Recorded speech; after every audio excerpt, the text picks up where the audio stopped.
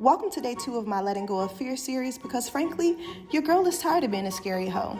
I could not stop doing this dance ever since I saw somebody doing it on Instagram and someone in the comments said that they looked like they were dancing on Scooby-Doo, and I thought that was hilarious. I had me a light snack before practicing my karate just in case I had to manhandle a bunch of wild coyotes because today I am finally getting out the house and going for a walk. I checked to make sure the coast was clear of humans and most importantly, coyotes, because I saw a couple in front of my house the other day, and ever since then I have been afraid to walk outside of my front door because let's be real, who in the hell is trying to get mauled by a wild coyote? Not me, that's for sure. That is not cute. So I ran to safer ground, and then it was time to put my feet to use.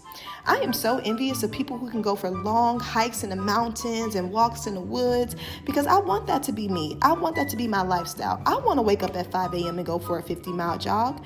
But nope, I'm just a girl who almost turned around and went my ass home because I thought the man walking behind me was going to snatch me up and kidnap me. On my walk, I came across this beauty that I decided to name Terry before waving goodbye and embarking on the rest of my journey. It is so strange what grief can do to you. It can really alter your whole brain chemistry because years ago, before my brother passed away, I was completely fearless. There was nothing anybody could tell me about anything.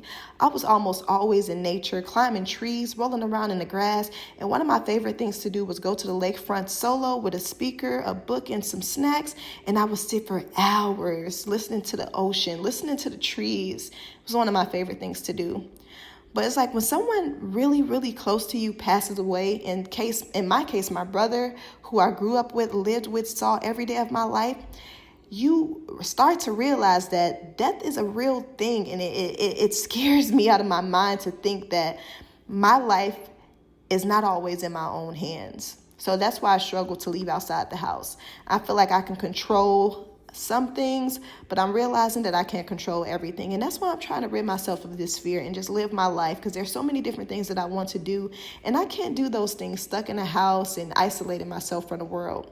But it was time to go home, and I was happy to be in my safe spot. And I also brought home a souvenir.